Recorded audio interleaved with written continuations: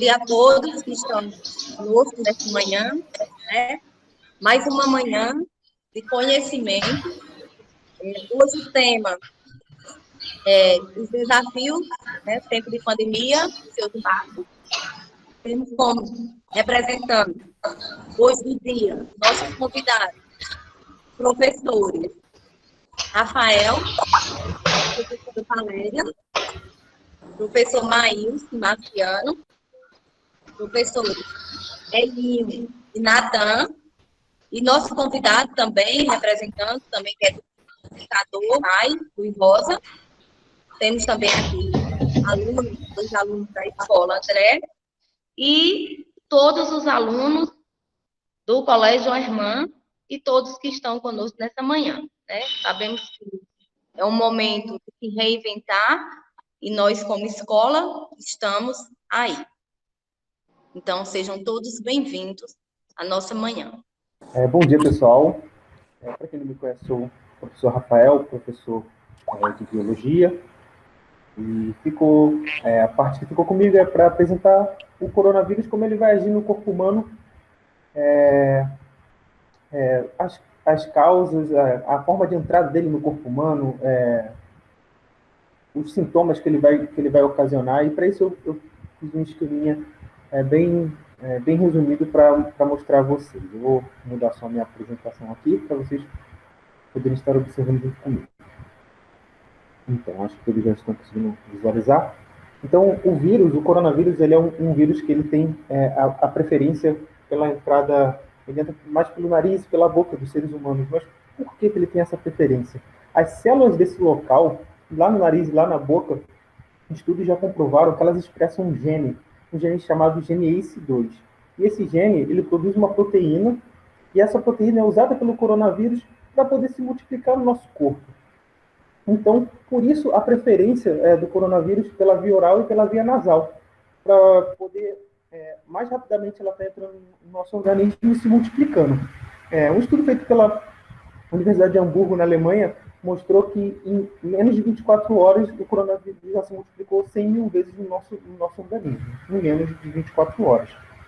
Então, em menos de 24 horas você já está, a pessoa que contraiu o coronavírus, ela já vai estar com quantidade suficiente do vírus dentro dela para poder estar infectando outras pessoas. Através da saliva, através das gotículas de saliva, né, saindo da boca, e até a pessoa esfrega a mão na boca, passa para outra pessoa. Por isso é tão importante esse trabalho de prevenção que eu vou falar mais à frente. Mas continuando, o vírus, após entrar pela via nasal ou pela via oral, o nosso organismo ele já vai dar o primeiro combate ao vírus ainda na parte de cima do corpo, antes de chegar no pulmão, e ele começa a travar essa batalha com o coronavírus para evitar que ele chegue aonde ele quer, né? Que é nos alvéolos pulmonares, que é onde ele vai se instalar e vai poder estar se disseminando por todo o corpo. Caso o nosso organismo ele não consiga esse combate prévio, então o coronavírus finalmente chega até os alvéolos pulmonares, e lá ele vai se instalar. E também foi constatado também que esse gene, ACE2, que produz essa proteína que o coronavírus tanto gosta, também ele é expresso pelas células presentes lá no alvéolo pulmonar. Então ele vai se instalar ali, e ali vai começar uma segunda batalha do nosso corpo contra o coronavírus, aí muito mais difícil. Então, o nosso sistema imune ele começa a recrutar células inflamatórias, leucócitos, para tentar matar esse coronavírus que está lá. Então, o resultado de toda essa batalha do nosso sistema imune deixa muito fluido, deixa muito pus no nosso pulmão. E aí que vem a pneumonia, né? E muitas pessoas, quando chegam no estágio crítico da doença, eles começam a apresentar a pneumonia. E por fim, caso o coronavírus vença essa batalha contra o nosso corpo, ele começa a procurar, ele consegue ir para a corrente sanguínea através dos alvéolos, né? Os alvéolos é quem faz essa oxigenação do sangue. Então, ao mesmo tempo que ele manda o oxigênio para o sangue, ele vai estar disseminando esse coronavírus pela corrente sanguínea. Então, o coronavírus ele vai conseguir chegar a outros órgãos, como coração, rim, intestino. No homem já foi feito estudo até que chegou até o testículo também, isso já na fase mais avançada, apresentando outros sintomas diversos que não os sintomas normais. Mas então, quais são esses sintomas, os sintomas normais da Covid-19, né, que é transmitida, que é causada pelo coronavírus? Os sintomas mais comuns é febre, cansaço e a tosse seca, né? São sintomas mais comuns que você tem em quase 100% dos casos das pessoas que contraem a doença.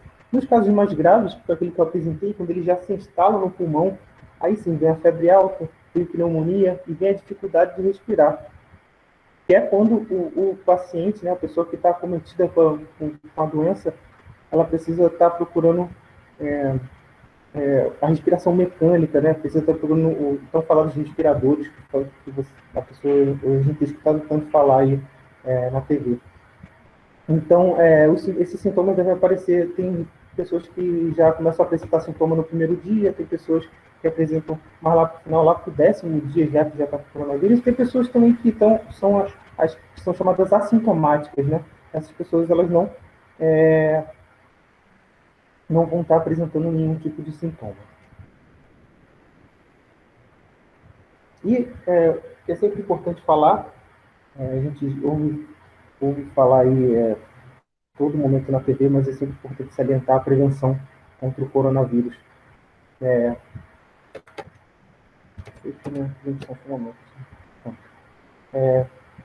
Essa prevenção contra o coronavírus, lavar sempre a mão com água e sabão, porque a mão é levada constantemente ao olho, à boca, nas mucosas, né, no nariz, então ali é a principal fonte de transmissão do coronavírus, usar o álcool em gel, né, sempre que pegar alguma coisa que possa estar contaminada, possa estar suja, você está usando álcool em gel para poder fazer essa desinfecção. Se não precisar ir para a rua, não vá para a rua, fique em casa.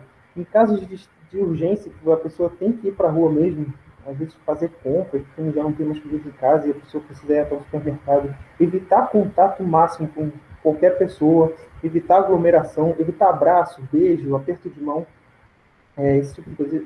Se estiver doente, principalmente, não precisa nem falar, né? Não sai de casa, fica isolado, fica no quarto, para não estar transmitindo esse coronavírus para as pessoas próximas a você. E também, uma coisa que é muito importante, limpar e desinfetar os objetos que vêm da parte externa da sua casa para a parte interna. As pessoas fazem compras, você traz objetos do supermercado que as pessoas estão sempre encostando a mão, eles estão lá expostos, as pessoas encostam, devolvem para o lugar. Então, é um grande ali você pode ter muito coronavírus nesses objetos. Então é importante quando você tem seus objetos da área externa para a parte interna da sua residência, você está fazendo essa limpeza dos objetos, porque o coronavírus ele fica nessas superfícies e pode estar contaminando outras pessoas. Só no mais a parte de biologia é isso. Agora eu vou estar passando a fala dos nossos professores da parte de física, certo? Então é com vocês aí, pessoal. Então, bom dia a todos, né? Eu sou professora de Química, Valéria, e eu fiquei em falar sobre a importância da química em relação ao enfrentamento do Covid, né, 19, que é essa pandemia que nós estamos vivendo por aí. Então, a gente sempre escuta falar, lave bem as mãos com água e sabão, ou higienize com álcool, se não possível, lavar as mãos, não é isso? São recomendações que a gente mais tem escutado desde o início dessa pandemia, em relação ao Covid. Mas você já parou para pensar como esses simples hábitos são capazes de evitar contaminação tanto desse vírus como de outros vírus, bactérias e fungos? Então, né? Já parando para pensar também quem está por trás dessas recomendações e quem é a verdadeira aliada disso tudo? Pois é a química. Existem diversos agentes químicos que são utilizados para combater diferentes tipos de micro-organismos, né? Sejam eles bactérias, fungos ou vírus, como está sendo o caso do Covid-19. Esses agentes químicos, eles fazem parte de processos como de desinfecção, que elimina agentes infecciosos de superfícies e até mesmo de artigos hospitalares. Como exemplo, materiais de esterilização. que extermina todas as formas possíveis de vida de um material ou mesmo de um ambiente. Outra ação importante é o uso de antimicrobianos, que são medicamentos que matam ou inibem o crescimento de algum tipo de micro-organismo patogênico específico. Trata-se dos antibióticos, que são usados contra as bactérias, os antifúngicos, que são usados contra os fúngicos, e os antivirais, que são utilizados contra os vírus. E vamos falar um pouco mais do sabão e do álcool, né, que é o que a gente mais tem utilizado no dia a dia. Existem diferentes tipos de produtos que a gente encontra nas prateleiras do supermercado.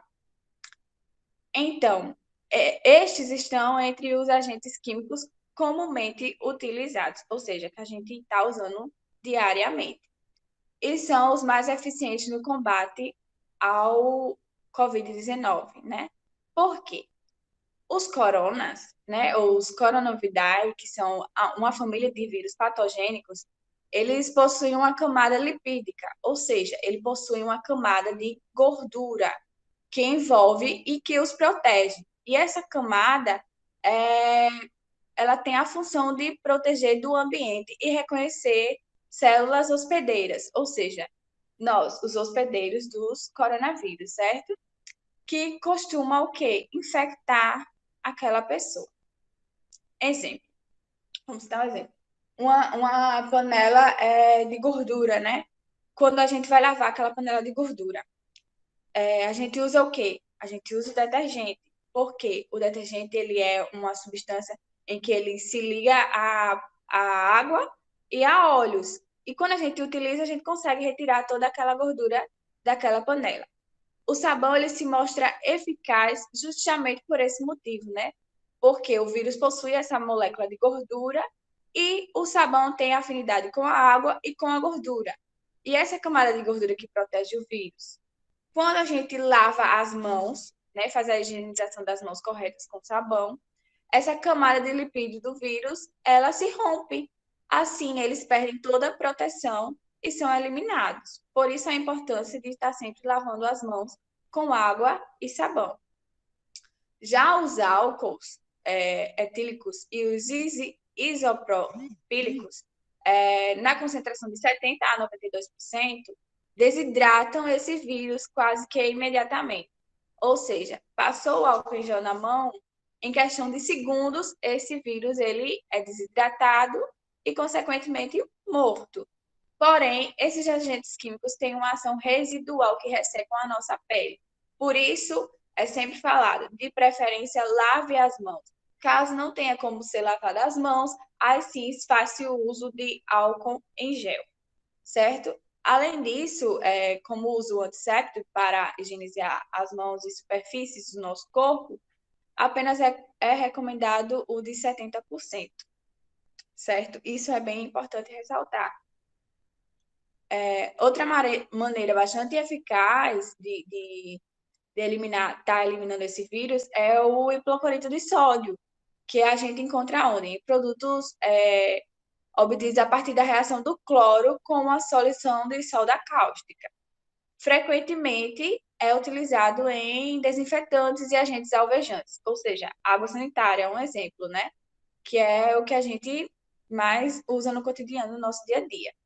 Ele faz com que essa proteína do vírus ela se desmonte, ou seja, quando a gente fala que a proteína do vírus ela vai se desmontar, simplesmente o vírus ele vai se desintegrar, né?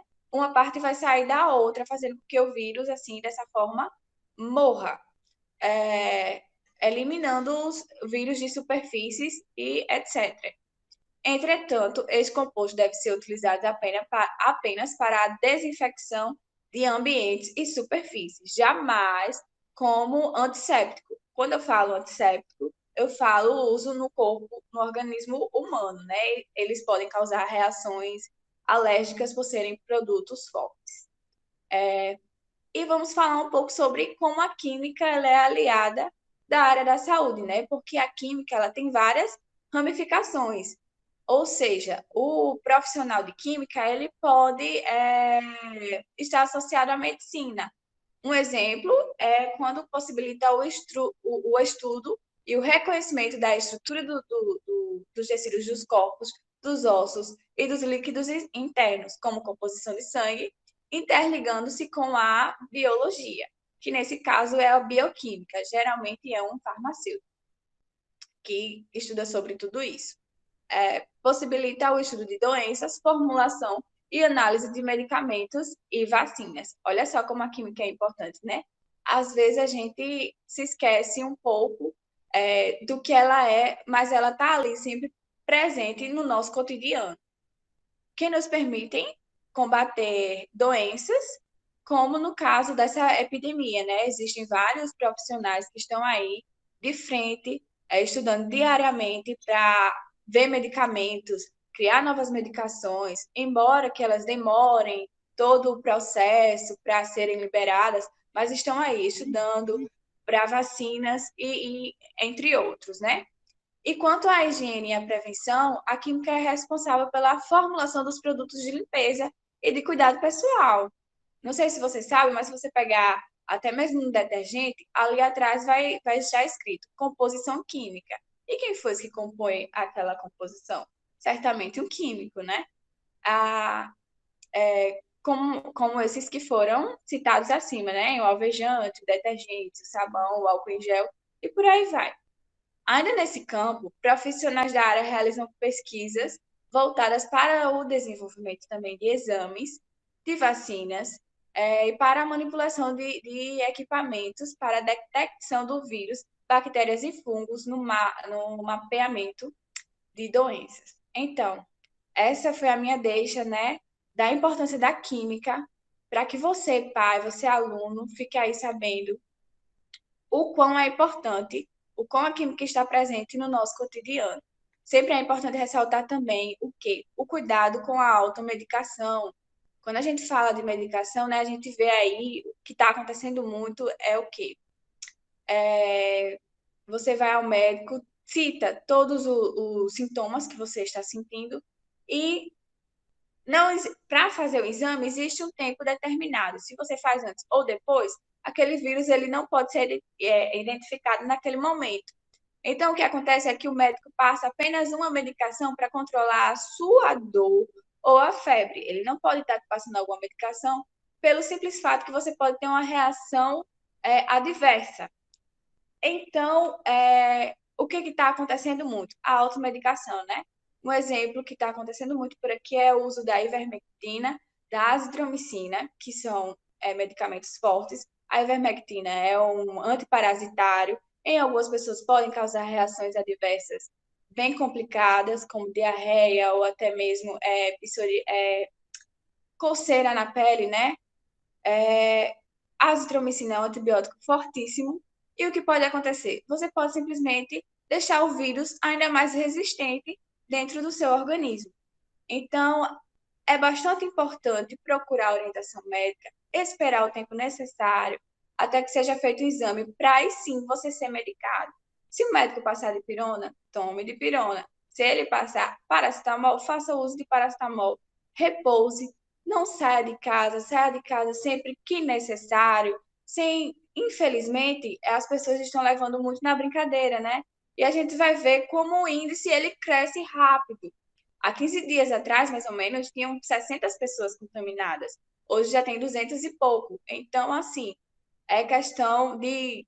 Não é só a sua vida, é a vida do próximo. Então, eu deixo aqui para vocês o meu abraço e até mais. Bom dia, pessoal. Bom dia, colegas professores. Bom dia, coordenação. Bom dia, direção, alunos e pais que estão assistindo nesse momento esse debate, né? Essa discussão, tentando relacionar as disciplinas aí com essa pandemia, né? Com esse coronavírus. Eu, juntamente com o meu colega professor Marciano, vamos falar sobre a física.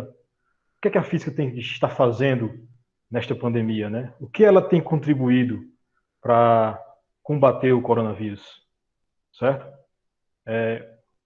Vou mostrar para vocês aqui alguns pontos de estudo da física. Basicamente, a física ela tem 3 áreas de estudos, tá? Ela tem 3 áreas de estudos. A primeira delas de estudos é a caracterização do vírus, certo? Como os físicos eles buscam entender, né, como esse vírus é feito, qual é o seu formato, e juntamente com a química eles procuram entender qual é a composição desse vírus. Uma outra área de estudo da física é a dinâmica do contágio, tá? Como esse vírus se multiplica, é isso que a física procura estudar. Como esse vírus se multiplica, quais são os fatores para que esse vírus possa se propagar de maneira mais rápida e quais são os fatores para que a gente possa diminuir essa propagação desse vírus. E um outro dado outra área bem interessante, juntamente com a matemática, ela produz modelos matemáticos. Ela auxilia a matemática naquela construção de gráficos, naquelas projeções gráficas. É isso que a física ajuda no combate a essa pandemia, a entender esse vírus e tentar combater. Essas 3 áreas são as áreas que os físicos atualmente mais se dedicam, mais buscam entender, mais buscam estudar. Claro, tem outras áreas também, né, que já não é diretamente o combate ao coronavírus, mas sim ao suporte à saúde, né?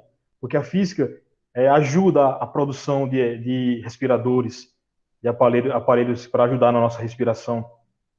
Então, aqui a gente vai tentar dar o foco mais no combate à pandemia. Como tentar entender a propagação desse vírus para que a gente possa combater sem precisar chegar a outro ramo da física, né, que é a produção de respiradores. Certo?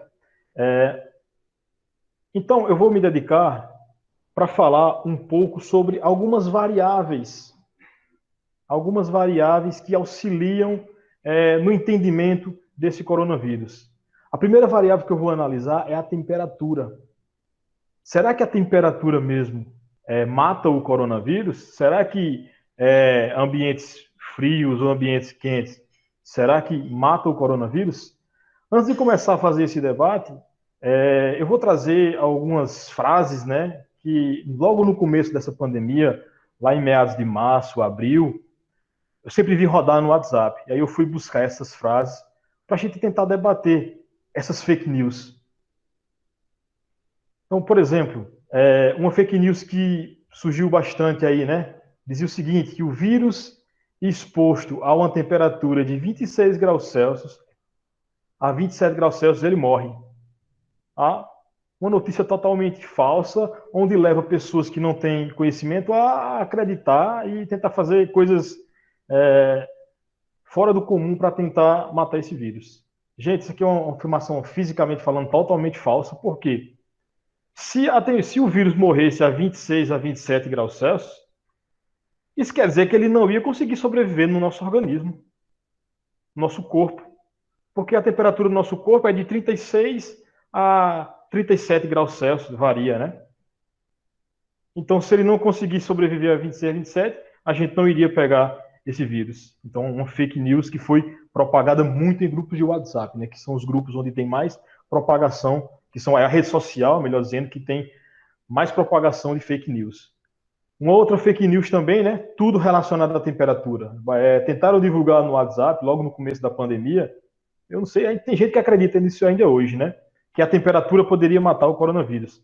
Aí, outra notícia que chegaram a divulgar, né? A água que esteja exposta ao sol, ou seja, ela está exposta ao sol, ela está com uma temperatura elevada. Ela poderá ser consumida sem qualquer perigo. A gente sabe que dentro da água pode conter vírus, pode conter o coronavírus. Mas não é ela exposta ao sol que ela vai matar a temperatura do sol, que chega até a nossa atmosfera, que vai conseguir matar o vírus que está dentro da água. Foi mais outra fake news que foi propagada. Uma outra fake news, né, é evitar comer gelados ou pratos frios. E botaram na cabeça que ambientes frios, né, coronavírus era fácil de se propagar. Os alimentos quentes são mais seguros, visto que o calor elimina o vírus. Certo? Então, mais outra notícia totalmente falsa, né? O calor pode eliminar, mas depende da temperatura desse calor, que é o que a gente vai ver. Depende da temperatura desse calor, não, da temperatura que vai estar esse alimento, tá? E a outra, né, faz 4 fake news que eu selecionei, né, dizia o seguinte: gargarejar com água morna ou salgada mata os vírus que se alojam nas amígdalas e evita que passem para os pulmões. Mais uma vez, né, botando a água quente, né, nesse caso a água morna, com a situação que poderia eliminar os vírus. Tá? Para matar todas essas fake news, a gente tem que entender que esse vírus é um vírus novo, que ainda é passível de estudo. O tempo todo, vários físicos, vários químicos, vários infectologistas, vários biólogos estão estudando sobre esse vírus. Certo? Então, o tempo todo, vai surgindo informações, novas informações. E aí eu fui pesquisar se verdadeiramente a temperatura, qual temperatura, melhor dizendo, conseguiria eliminar os vírus. E, resumindo, eu não cheguei a nenhuma conclusão. Ou seja, os cientistas hoje, né, pelas pesquisas que eu fiz, não têm nenhuma conclusão para saber qual a temperatura mataria o vírus. Né? Pode, acima de 100 graus Celsius o vírus não sobrevive, mas também nem nós sobrevivemos, né, acima de 100 graus Celsius. Então, chegou-se à conclusão que a temperaturas mais elevadas diminuem a atividade do vírus. Não matam o vírus. Ela diminui a atividade do vírus naquele local. Como assim? Vamos supor que tem gotículas, né, gotículas de saliva em cima de uma superfície. Se a temperatura estiver muito elevada, aquelas gotículas de saliva vão se evaporar mais rápido. Como elas vão se evaporar de maneira mais rápida, o vírus vai acabar também, o vírus vai ser eliminado de maneira mais rápida. Mas não é que vai matar o vírus. Uma temperatura elevada de 40 graus Celsius vai matar o vírus. Não. Ela vai diminuir a atividade do vírus. Certo? Uma superfície com gotículas de saliva, nenhuma temperatura elevada, o que é que vai acontecer? Aquelas gotículas vão se evaporar de maneira mais rápida. Elas se evaporando, consequentemente, os vírus vão ser eliminados. Certo? E, claro, outro fator também. Não é só uma temperatura, não. Tem que ver a superfície. Dependendo da superfície, certo? Vai influenciar a temperatura. Ou seja, não é uma temperatura de 40 graus que vai matar o vírus em um local, que o outro local ele vai sobreviver. Então, dependendo do local onde esse vírus está, a temperatura pode matar ou não. Então, a gente percebe que a gente não tem tantos dados precisos assim. Por isso que a única forma de você evitar esse vírus é prevenir, né? Usar o que a professora falou aí, álcool gel e outros produtos, né? Sabão, água, sabão e tudo mais. Um dado interessante que eu achei, né? Que em temperaturas de 30 graus Celsius a 40 graus Celsius, os vírus podem existir durante dias. Ou seja, na nossa temperatura aí ambiente, né? 30 graus Celsius, aqui para a nossa região, 30 a 40 graus Celsius, o vírus pode permanecer em qualquer superfície. O vírus pode permanecer durante muito tempo. Então, isso é um mito. Eu queria ficar bem claro que temperatura não mata o vírus. Certo? A temperatura não mata o vírus. Ele pode diminuir a atividade desse vírus, mas matar não. E fique bem claro isso daí, que todas aquelas fake news que foram postadas, a gente consegue responder através disso. Que a temperatura específica não mata o vírus. E depende de vários fatores. Mailson, eu queria abrir um parêntese aí no seu comentário. Você permite? Pode ficar à vontade, é isso que eu ia dizer. Quem quiser perguntar, pode ficar à vontade. Como o nosso tema, a gente está debatendo aqui, educação em tempo de pandemia e seus impactos, e grande Mailson falando aí das fake news, e os impactos gerados, né, que eu considero que é um dos impactos mais que se torna assim, direto ao ser humano.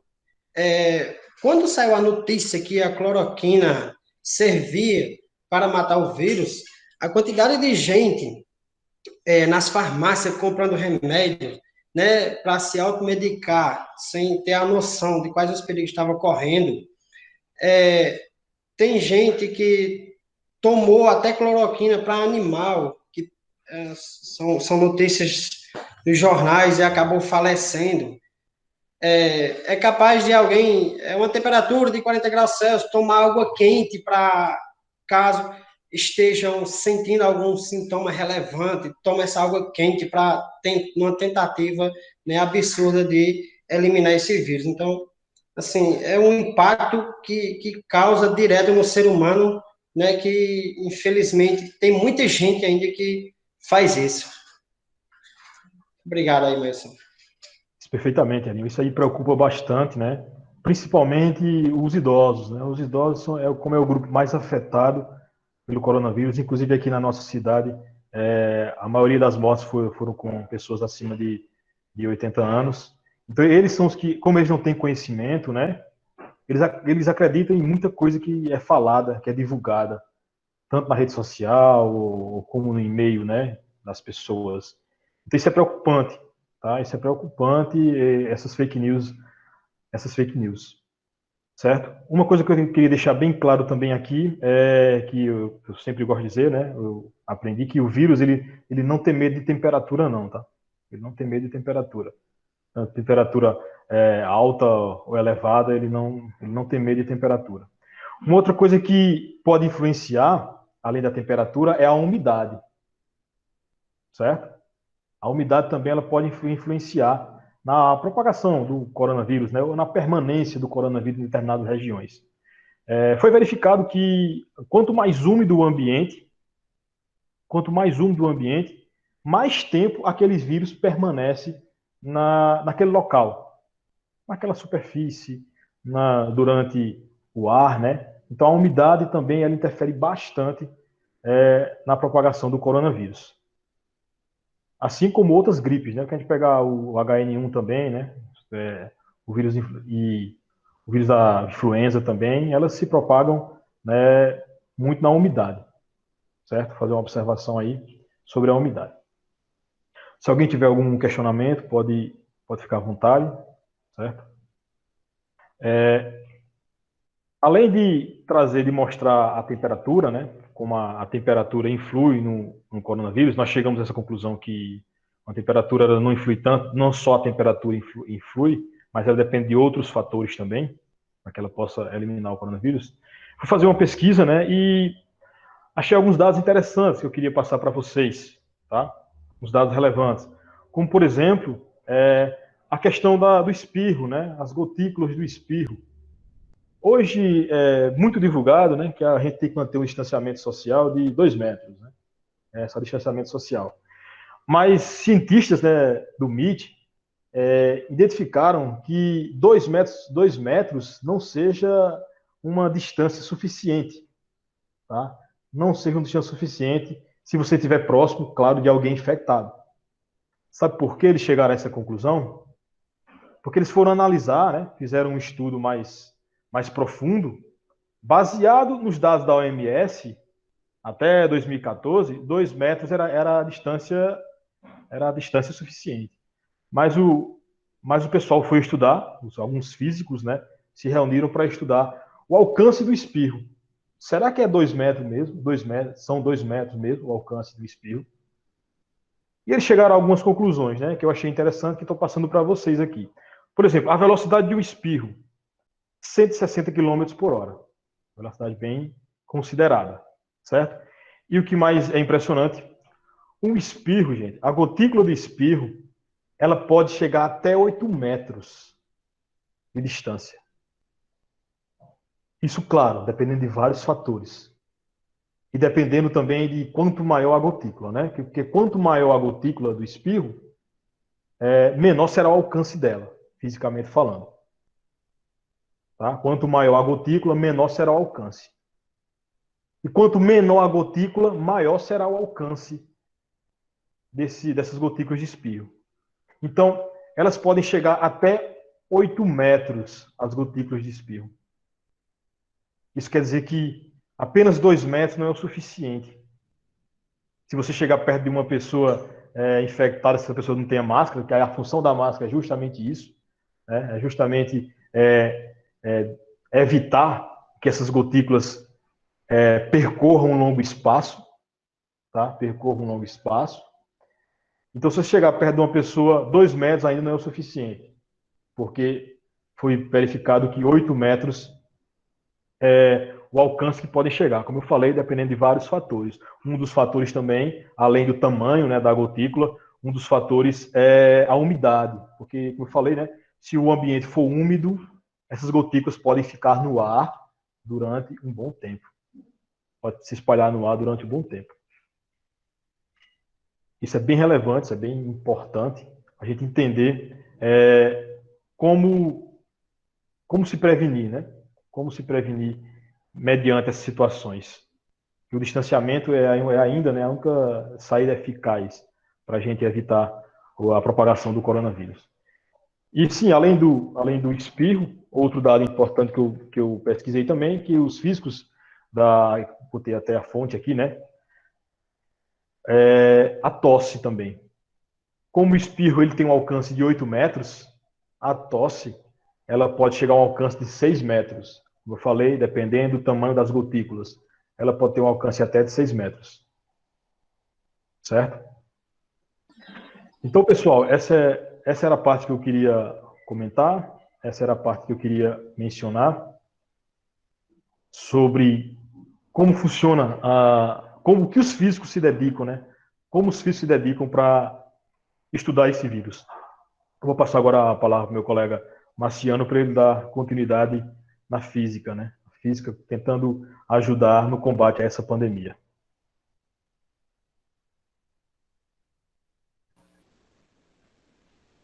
Pronto. Bom dia, pessoal. Estou acompanhando aqui o Insta da escola também, né? Chamei a atenção aí para os alunos participarem. Beleza, quero ver lá, cadê a chuva de emotion que eu pedi? Faz coraçãozinhos aí. Agradecer a participação de todos. Minha fala ficou muito pouca a partir de agora, porque já explicaram bastante aí, né? Lá no Insta tá aparecendo ainda essa imagem reveladora em relação ao espirro, aí a distância do espirro. É bem claro que é um espirro normal de uma pessoa educada, né? Aquele espirro lascado mesmo, a gente sabe que vai muito mais longe do que isso. Vai muito mais longe, a velocidade é bem maior, né? O meu mesmo, eu costumo soltar logo longe e ainda dou um gritinho no final. Por isso que eu não gosto de espirrar em público. A minha parte, pessoal, eu vou logo aqui para o slide. A minha parte, ela é relacionada a materiais, né? Ficamos aí com o tempo, né? Como o professor Maius falou, nossa variável foi em relação à temperatura e a tempo, né? Então, eu fiquei aqui com a parte do tempo, né? A variável tempo, que é o tempo em que o vírus em si, né, sobrevive em determinados materiais, né? Deixa eu ver aqui se o pessoal já está acompanhando por lá. Então, quanto tempo dura o vírus, né? Então, a gente tem que entender que é tudo muito novo, né? E o novo assusta. Você observar bem, quase todos os cientistas do planeta estão aí se dedicando a estudar essas novas variáveis, esses novos sintomas e principalmente em busca de uma cura, né? Então, enquanto algumas pessoas vão para o lado de estudo de vacina, né, outras vão tentando entender como é que está sendo propagado, como está sendo passado, né, esse maldito vírus aí, causando inúmeras mortes, infelizmente, né? Então, quanto tempo dura o vírus, né? Até agora, o que a gente sabe, né, de acordo com os estudos dos ingleses, é que o vírus tem uma resistência aí de 4 dias, os materiais que formados por vidro, né? Tem 5 dias no plástico, 5 dias em papel, 8 horas nas luvas cirúrgicas, no caso látex, né? De 2 a 8 horas em alumínio, e o principal agente aí contaminante, que é o aço inox, né? 48 horas, correspondendo a 3 dias. Então, por que o principal? Por que eu estou chamando ele assim? Porque, se você observar bem, a maioria das maçanetas, né, onde você for chegar, se você precisar sair de casa, a recomendação é que não saia, mas nós sabemos que tem pessoas que são obrigadas a sair. A maioria das maçanetas e materiais hoje encontrados é nesses 2 materiais, principalmente no aço inoxidável e também no plástico. Então, são materiais que consiste aí o vírus, né, o Covid-19, ele vive mais tempo nesses 2 tipos de materiais, que é o que nos assusta, né? Então, o porquê, né? O porquê. O estudo não é bem específico em relação ao porquê que ele sobrevive mais tempo dentro desses materiais, né? Quando eu falo do plástico e do aço, obviamente, se vocês observarem, tem papel e vidro aí que dura mais tempo, mas só que a gente praticamente não tem muito contato compartilhado nesses materiais, e sim mais com plástico e aço inoxidável. Como eu disse no início, tudo muito novo, a gente não tem certeza de... E isso é o que nos assusta, né? Acredita-se que superfícies lisas, né, não porosas, o vírus não consegue sobreviver muito tempo, né? Já que ele pode aí, então, a penetrar nesses poros, dificultando, assim, o seu contágio, né? Também não vão, pelo amor de Deus, aí já, né, pirar de forma que não vai triscar mais nada. Seria ótimo se fosse assim, usar a luvazinha e tudo. Mas você também não precisa pegar informações desse tipo e colocar isso como paranoia, né? Às vezes, devemos ter medo? Sim, devemos nos cuidar bastante. Mas se você ficar com isso muito, né, envolvido na sua cabeça, é capaz de você surtar, né? Voltando para a física, acredita-se que superfícies lisas, né, há aí uma facilidade maior de propagação, né? Há uma facilidade maior de propagação, certo? A minha parte eu não vou me estender muito, porque assim é basicamente o que vocês já conhecem, né? E meios e cuidados e etc. Estou olhando aqui no Insta, participação de vocês. Não sei como é que tá aparecendo aí.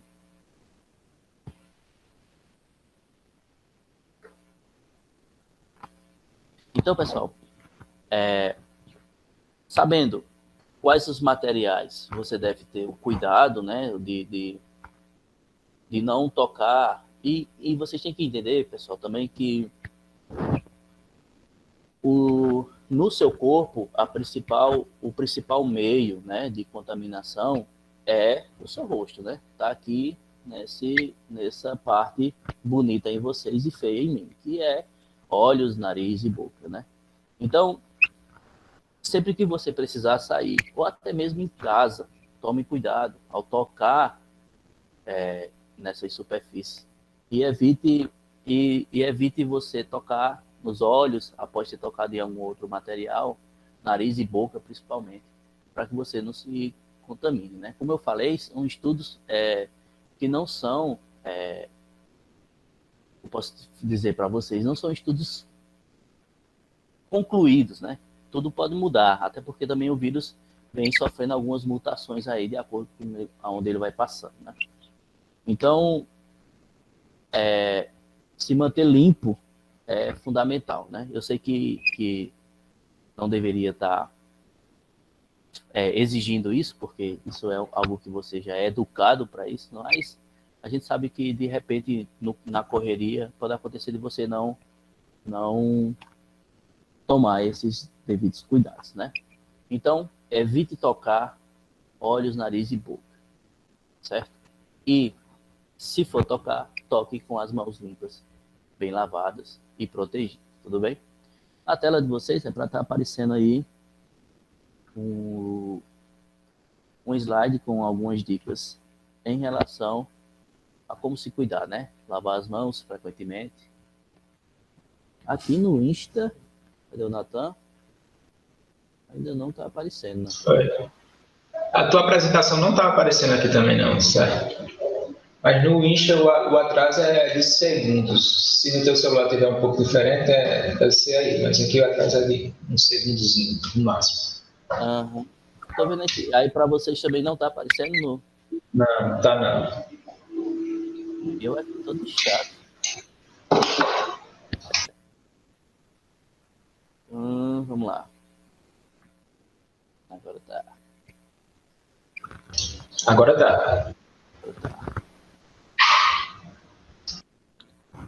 Pronto. Então vai ficar faltando só as imagens, pessoal. Não vou mais estender a fala, né? A imagem que eu tinha mostrado para vocês era essa. Sobre tempo, né? Em que o vírus permanece em determinados materiais. Agora sim, tá vendo lá? Então nós temos aí esses, no caso, vidro, plástico, papel, látex, alumínio e aço inoxidável.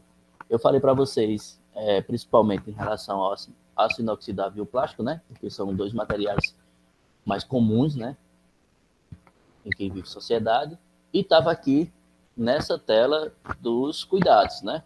Após você ter o contato com esses tipos de materiais, é necessário que vocês tenham os cuidados para evitar ser contaminado e evitar contaminar alguém, né?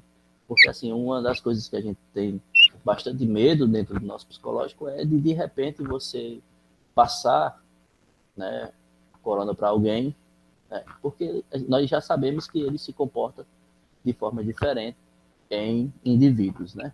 Alguém pode ser, de repente, ali ser contaminado e não sentir nada, e outras pessoas, infelizmente, podem chegar até a morte, né? Então, evitar tocar olhos, nariz e boca, pessoal, isso é fundamental. Isso não tem desculpa, isso não tem meio termo. Não toque. Até em casa mesmo, se você tiver tocado aí em plástico, por exemplo, no teclado do seu computador, ou até mesmo no seu celular, né? Então, evite tocar nariz, boca e olhos. Tudo bem, pessoal? Como a gente viu aí no slide anterior, esse tipo de material, eles são bem perigosos. Tudo bem? E os demais é o que já vem sendo anunciado aí desde o início do ano. E basicamente é se cuidar, pessoal. Manter a sua higiene em dias, se cuide, lave bem as mãos e o importante, tome banho também, viu? A gente aí tá só lavando as mãos e esquecendo o banho, cuidado. Tome banho. Se tiver que sair de casa, quando voltar, deixe sua roupa já lá no muro, lá na máquina de lavar, quem tem.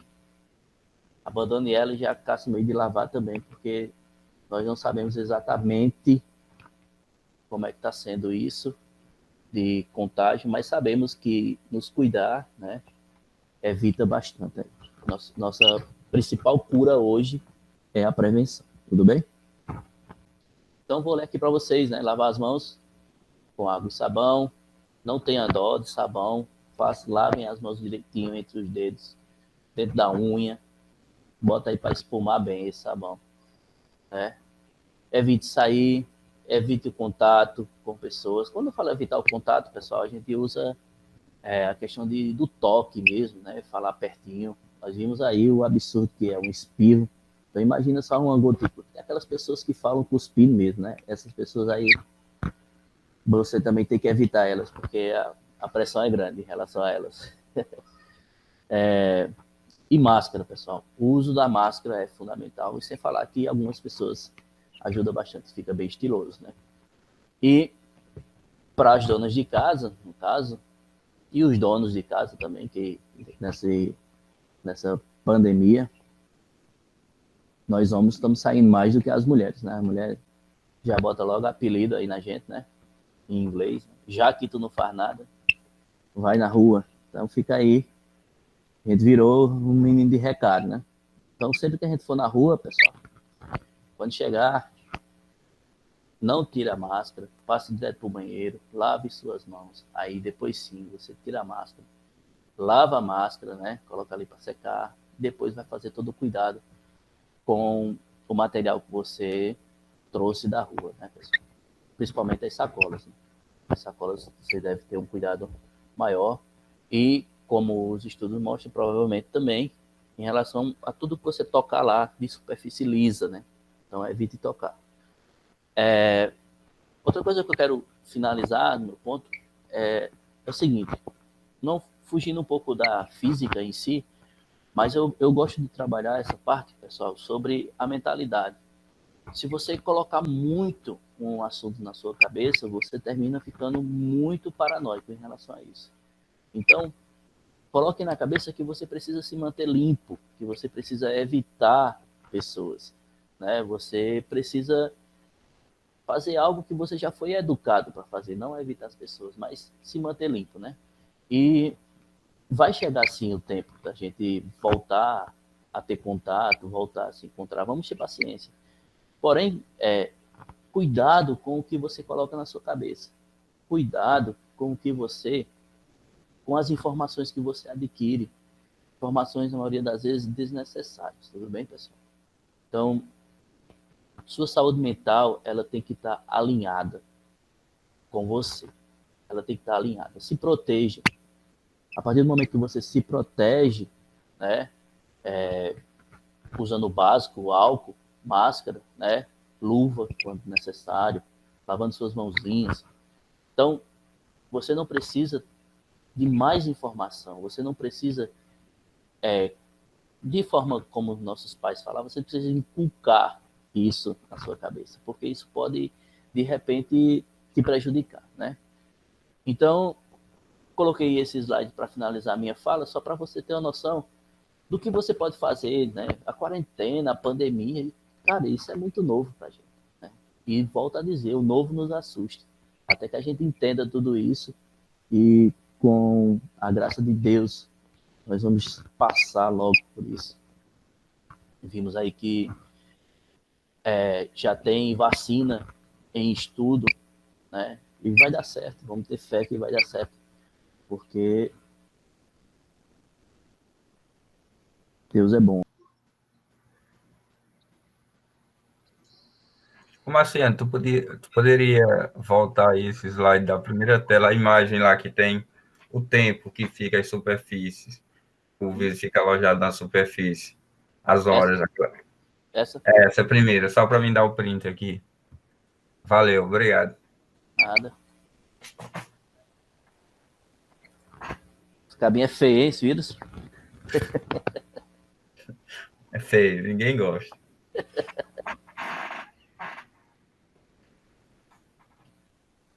A maior, no caso, quando o Maio estava apresentando, vocês podem responder, no caso, a maior forma de contágio ainda é o espirro, as gotículas do espirro, ou não existe uma maior forma de contágio? Todas têm um potencial igual. Bom dia, Fábio. A maior forma de contágio são as gotículas, né? Tanto da saliva quanto do espirro, né? Essa é a maior forma de contágio. Existia um debate se o vírus, né, permanecia no ar. O coronavírus permanecia no ar. Mas ainda não chegaram a uma conclusão. Então a gente não pode afirmar que se o vírus permanece no ar. A gente sabe que durante o espirro, ele permanece no ar durante aquele tempo do espirro, né? Durante um certo tempo. Mas ele não vai se propagar no ar. Entendeu? Entendi. A base verdadeira dessa informação é sobre a questão da prevenção. Por exemplo, percebe-se que quando você evita pessoas, ou quando você, né, mantém a distância sociável, aí, aceitável, né, você diminui bastante o contágio. Por isso que a gente acredita que o contato, né, essas gotículas é o principal meio de contágio. Né? Até porque também tem a questão dos olhos, nariz e boca, que é por se tratar de um vírus que prejudica o sistema respiratório, então acredita-se que ele entre por vias respiratórias, entendeu? É aquela questão também, né, Maílson, tu falou que em ambientes úmidos a tendência é ele permanecer por maior tempo. Eu acho que deve ser daí aí que criou essa ideia que utilizar, por exemplo, ar-condicionado contribui ainda mais para a propagação do vírus também. Isso, com certeza. E os primeiros casos infectados no mundo, lá em Wuhan, né, foi justamente dentro acredita-se, né, não é comprovado ainda, que foi dentro de um ambiente fechado, era num restaurante, eles estavam em reunião, algumas pessoas, inclusive um deles estava com esse vírus, e aí foi nesse ambiente fechado com o ar-condicionado. Esse ar-condicionado, durante toda a circulação do ar, né, naquele ambiente fechado, o ar-condicionado, a umidade, né, do ar, naquele local, espalhou para as outras mesas. Porque o ar, né, ele empurrou o vírus, né, impulsionou o vírus para outros locais. Porque o ar-condicionado, ele fica circulando. Então, como a umidade estava bastante elevada lá, isso contribuiu para a propagação do vírus. Esse foi o primeiro relato de caso da propagação do vírus. Ah, entendi. No caso eu estou com coronavírus, é fato, né? Literalmente. Aí eu utilizo o ar-condicionado. Será que pode prejudicar as demais pessoas que residem aqui na minha casa? Só que o meu quarto fica afastado, fica inclusive no muro, não tem contato com a casa assim diretamente. Não, né? No caso, se o pessoal manter a distância, manter o distanciamento, o que vai acontecer é o quê? Se você chegar a falando aí, chegar a espirrar, enfim, esse vírus ele vai demorar mais em algumas superfícies, devido à umidade. E a baixa temperatura nesse caso aí. Né? Então ele vai demorar mais. Não é que, como eu falei, não é que a temperatura alta vai matar. Igual a temperatura alta ele vai diminuir a resistência, vai diminuir o tempo que o vírus fica em determinados locais, com a temperatura elevada. Mas se a temperatura ambiente, você está num ambiente úmido, o vírus vai permanecer mais tempo, né, nos locais aí do seu quarto. No caso do teu exemplo aí no teu quarto, ele vai passar, no caso, para as pessoas que estiverem junto com você, se a pessoa tiver, por exemplo, um contato na maçaneta do teu quarto, ou se ficar algum tempo considerável dentro do quarto com o ar ligado, né? Então a gente percebe que talvez nesse compartilhamento de espaço e não necessariamente o contato você e pessoa, possivelmente você passe aí o vírus para as pessoas próximas de você, entendeu? Isso. Mas no meu caso aqui, no caso, ninguém entrou, não. Depois que eu fui contaminado, não houve contato assim, ninguém entrou no quarto, ficou a distância um pouco razoável. Tem isolamento quase total. O teu quarto aí tá cheio de coronavírus, aí.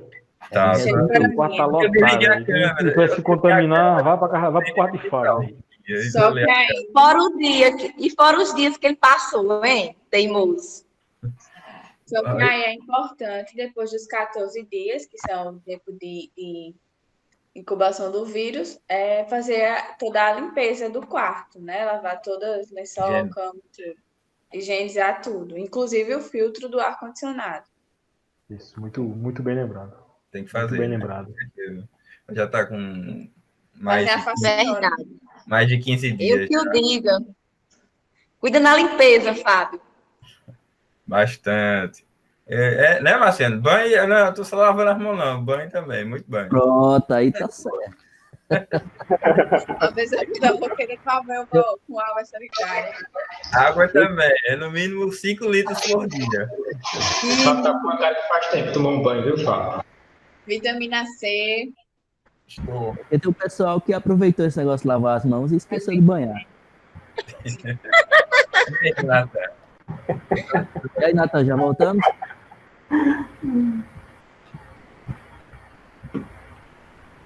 Daqui a pouco. Fabrício, então, por enquanto que Natan não começa, diga aí, nos avalie, né? Tá bom, tá ruim, vocês são muito excelente, ruins. Vocês não sabem nada, vamos embora. Múbia contratou o professor, tudo ruim. Fala aí. Excelente. Eu já sabia que ia ser sucesso. Eu mesmo não dirijo mais a palavra a Fabrícia, porque da última vez que eu fiz isso, ela anotou na agenda e deu mais trabalho para a gente. Aí pode fazer uma avaliação. Tem Luiz, tem André, pode dizer como é que tá, vocês estão gostando? Já tá passando pelo Instagram, viu? Pronto. Pronto, pessoal, estão me ouvindo? Eu vou agora para começar com vocês a parte de matemática, né? Então, o que eu preparei aqui, eu conversei com o menino, foi só uma questão da gente analisar a questão dos casos do coronavírus em Conceição. Eu vou colocar para apresentar a minha tela aqui.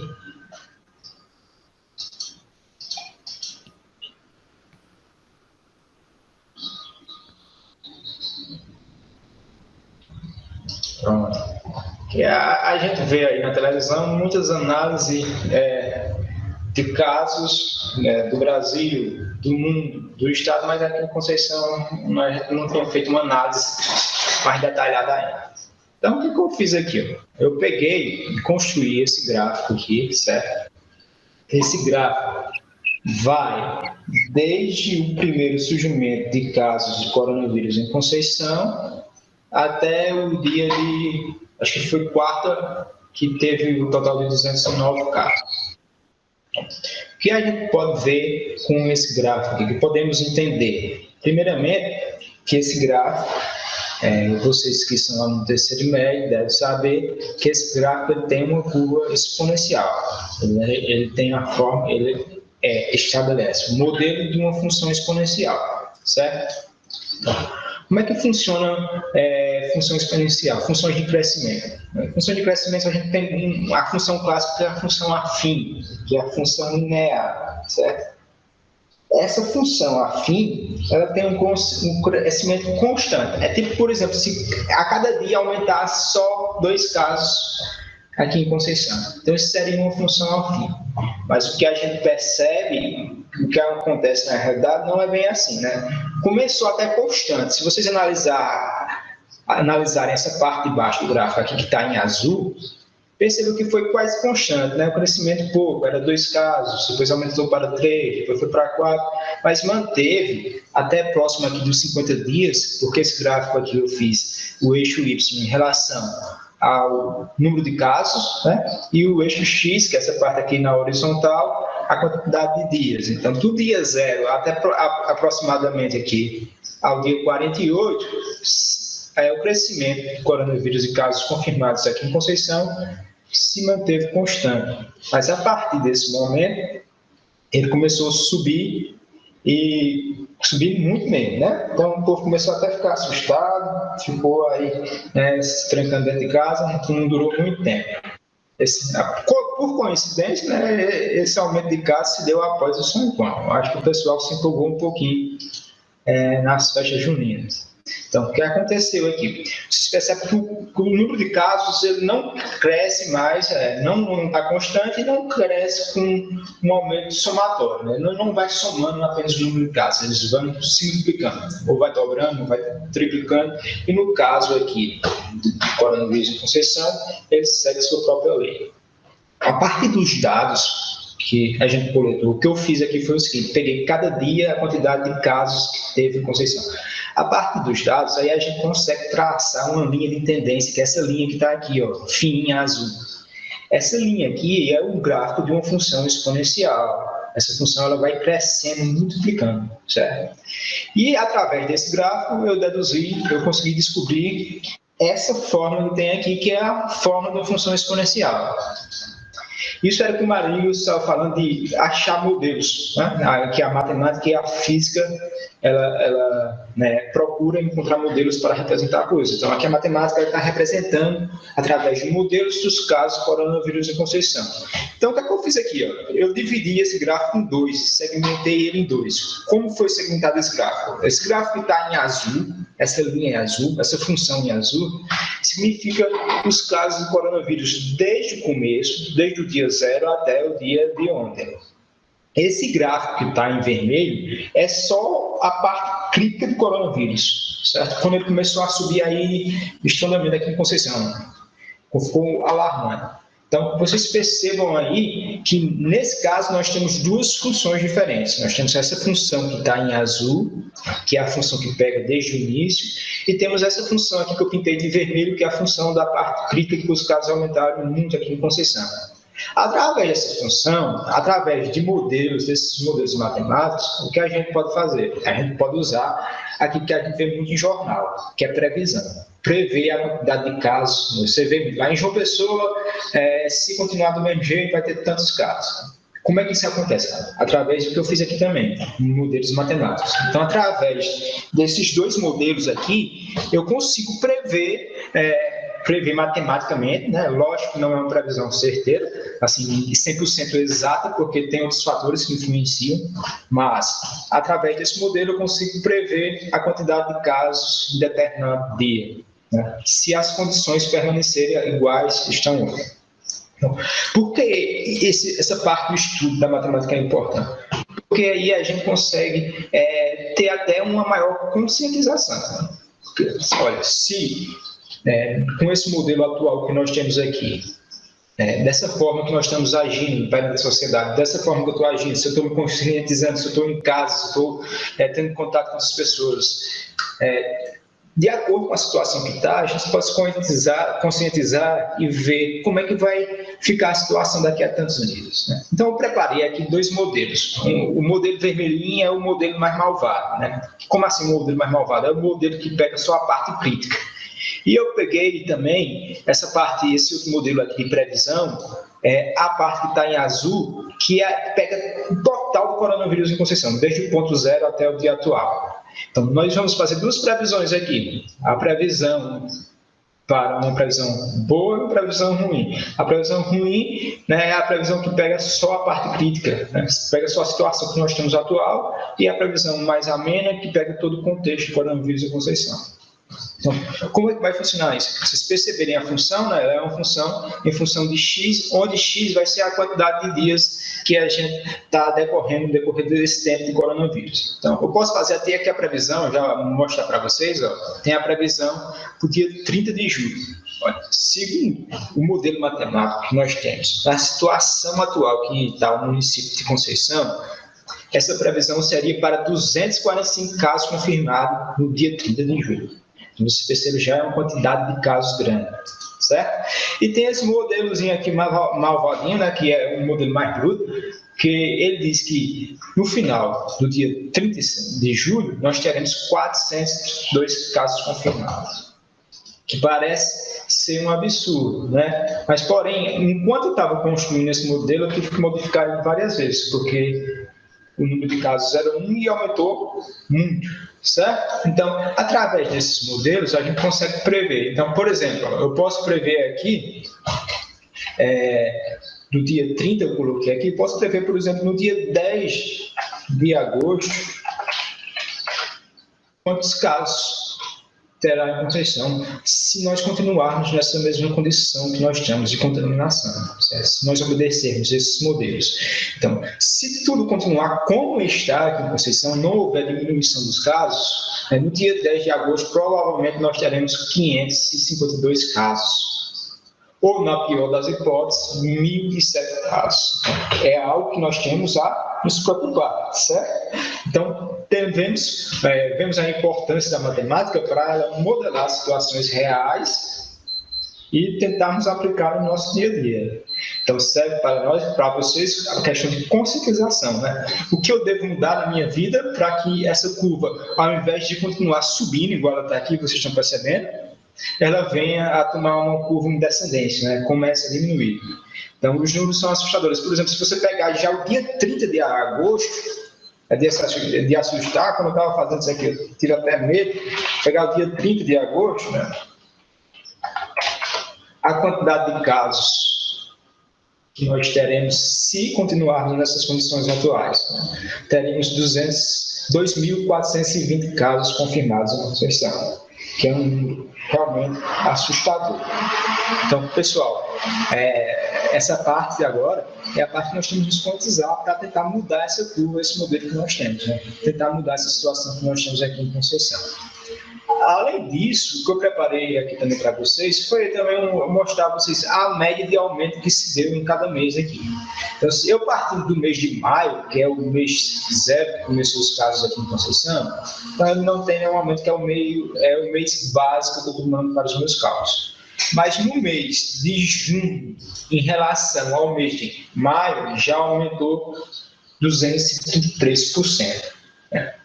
E se nós pegarmos o mês de julho, em relação ao mês de junho, percebo o número assustador que teve de aumento de casos. Se tomar em consideração só até hoje, até ontem, né, dia 23, que o número de casos era 209, a quantidade assustadora que aumentou o número de casos aqui em Conceição. Não é de brincadeira, aumentou mais de 2.000%, praticamente 2.986%, que dá quase 3.000% de aumento em relação ao mês anterior. Então, vocês percebem que a situação que o nosso município aqui se encontra não é uma situação muito fácil, não. Muitos levam em brincadeira, mas vocês percebem que de um mês para o outro teve um aumento de quase 3.000%. 3.000%. E a previsão, no final do próximo mês, ter mais de 2.000 casos. Então, é essa situação que nós temos aqui, e essa é a minha apresentação. Nós temos também as considerações aqui do colega Elinho.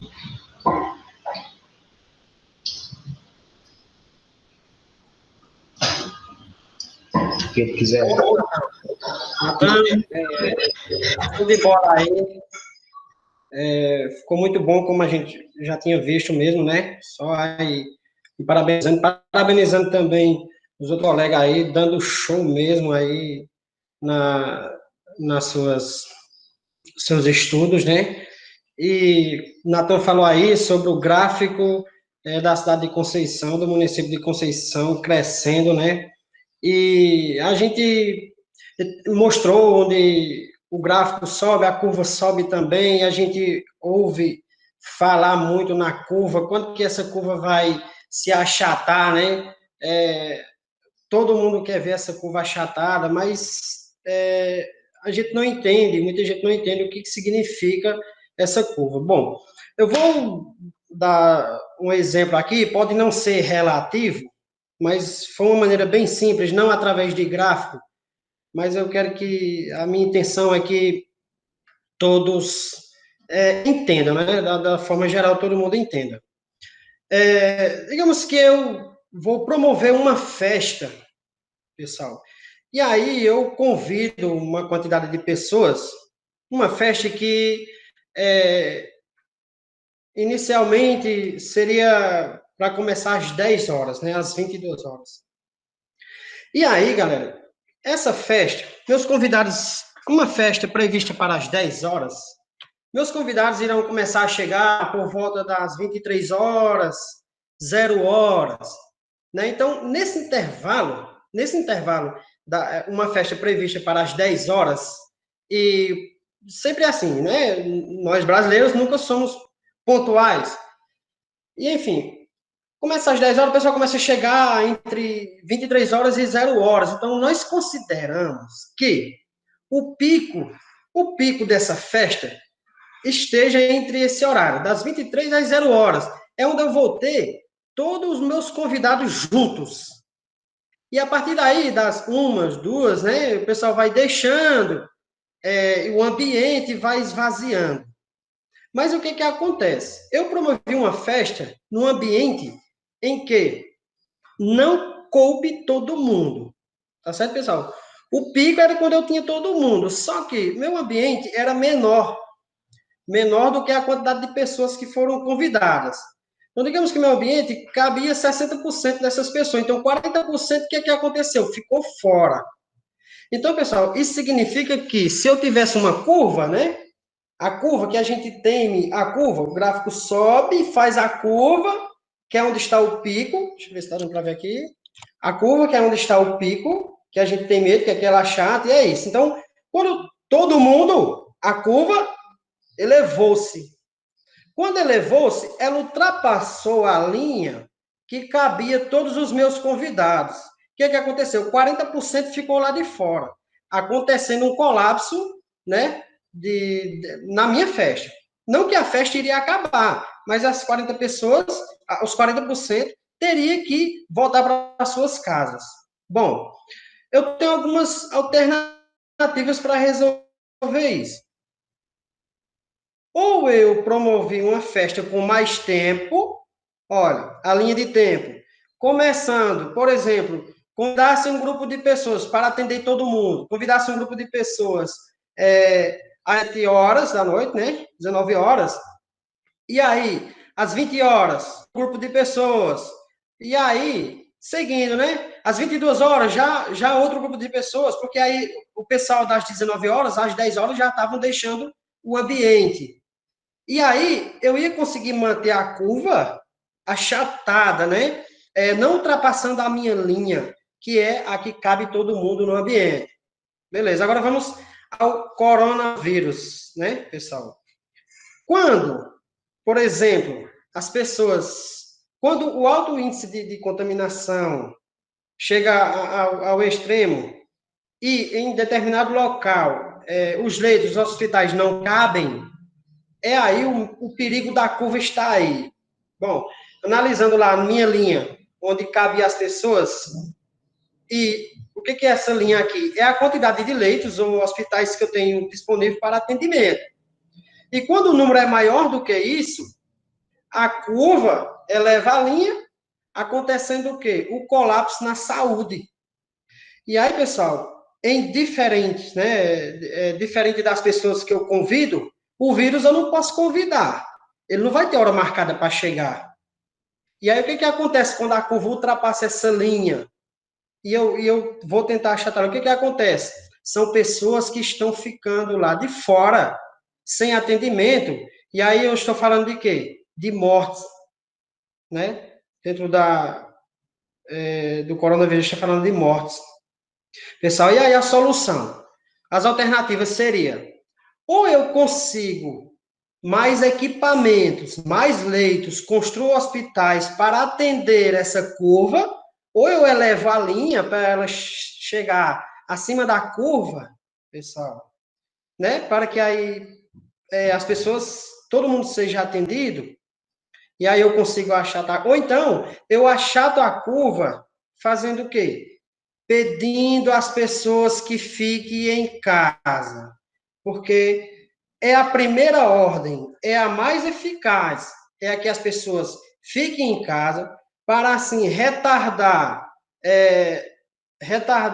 a demanda de pessoas no hospital, e aí eu ter leitos mantendo a curva sempre abaixo da linha, né, que é suportável lá, os leitos, retardando a contaminação. E como que eu posso retardar isso? Pedindo às pessoas que fiquem em casa. Só assim é o meio em que essa curva pode ser achatada. E aí, por isso que a curva não se achata, a curva mantém-se sempre alta e o colapso acontece, as pessoas saindo, né, de suas residências e assim contaminando. É claro que a gente não critica, não é uma crítica que eu estou fazendo, pois eu sei que tem pessoas que necessitam sair para que possa sobreviver. Mas tem muita gente que sai sem obrigação nenhuma. E tem muita gente que até desrespeita o próximo, porque não usa máscara, como o Marcelo falou, não toma nem banho, quem dirá lavar as mãos. Então, pessoal, é isso, viu? Só para você entender um pouco dessa curva, quando que ela vai se achatar e quando que ela aumenta, eu espero que vocês tenham atendido. Deixo aqui agora os comentários com o nosso convidado aí, o participante, Luiz Rosa, que também é pai de aluno, está representando os pais, professor também. Fique à vontade aí, meu muito obrigado a todos. Só para me concluir aqui, eu vendo aqui, acompanhando no Instagram, e eu tirei 2 frases aqui, achei muito interessante. Um aluno colocou assim, João Herman é top, o resto é sutiã. Estou rindo aqui, observando e rindo. Aí outra frase aqui, ó. A beleza dos professores está travando a live. Com certeza essa não foi para nós, viu? Eita, Marcelo. Pois bem. Essa foi para mim, viu? Eu com essa minha barba aqui, com certeza. Professor Luiz Rosa, fique à vontade. O pessoal do terceiro aí pediu um alô, Yasmin, o pessoal do segundo também, todo mundo pedindo alô aí. Verdade. Pessoal do terceiro ano, primeiro ano que eu não estou falando com eles, mas tenho muito carinho por eles, coração forte. Vou dar uma regada aqui para saber. Calma. Pronto, galera. Luiz Rosa, fica à vontade. Primeiro, bom dia a todos, né? Os professores, coordenação, direção, pais de aluno e alunos que estão participando dessa conversa, dessa discussão. Fui convidado para representar, ou ser representante dos pais de aluno, mas de antemão quero logo deixar bem claro essa difícil missão, né, de representar todos os pais, porque sabemos que nem todo mundo tem um pensamento homogêneo. E aí, essa responsabilidade de estar na representação dos pais, eu quero deixar bem claro que é apenas simbólica, porque eu vou, de acordo com a temática que foi me disponibilizado para fazer alguns acréscimos, ligar a câmera, peraí, só um pouco. Então, com relação à temática que foi me disponibilizado para fazer algumas ponderações, que é sobre os impactos da pandemia na educação, e aí quero deixar bem claro que é uma visão minha que, como representante dos pais, alguns pais podem concordar, como também podem não concordar, e aí essa representação, quero deixar bem claro que é uma representação simbólica, certo? Então, agradecer pelo convite, muito lisonjeado pelo convite, por estar representando essa classe, que é a classe de pais. Mesmo eu sendo professor, vou tentar aqui fazer um paralelo, utilizar a voz realmente de pai. Eu acho que isso vai ser praticamente impossível, porque eu sendo pai não deixo de ser professor, e eu sendo professor não deixo de ser pai. Talvez em algum comentário que eu faça esteja surgindo a voz do professor Luiz Rosa e não do pai. Mas eu vou tentar, né, fazer um resumo geral de forma clara e objetiva e de forma rápida, porque o tempo já está mais de 1 hora aí, e como mesmo, se não me falha a memória, Nathan falou que live muito extensa não tem futuro, e realmente não tem, né? Fabrícia foi questionada a avaliar a participação dos professores pelo professor Maílson, e aí ela disse que eu poderia fazer essa avaliação, então eu deixei para fazer essa avaliação agora. Então, a avaliação eu faço de forma positiva. Eu acredito, isso é uma opinião minha, que a educação é isso, é educação como uma forma de formar o aluno para que ele possa utilizar esses conhecimentos para a vida. Então, essa é a formação da vida, é fazer com que o aluno ele tenha esse entendimento que aqueles conteúdos, não conteúdo, aqueles conhecimentos que são discutidos na sala de aula, não são conhecimentos apenas para que eles memorizem para fazer prova. Né? Era muito interessante tentar quebrar esse mito que eu observo como professor, e como pai de aluno também, porque às vezes o aluno ou nossos filhos, eles ficam naquela de apenas ler os conteúdos ou os conhecimentos que são discutidos em sala apenas 1 dia, 2 dias, 3 dias antes de uma avaliação.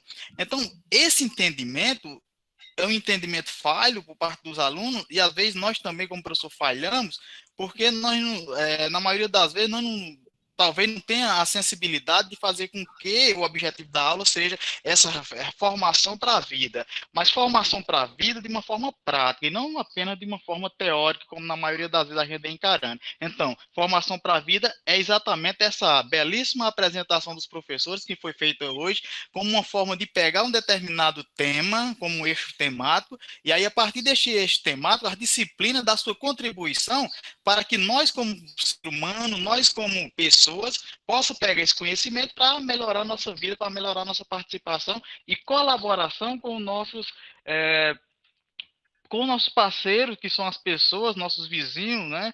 Que vivemos em conjunto dentro de uma sociedade. Então, isso é educação na minha visão. Então, parabenizar a todos os professores, né? Eu, particularmente, gostei muito pela forma que foi abordada. Certo? Então, eu acho que a educação deve ser encarada nesse sentido. Ok?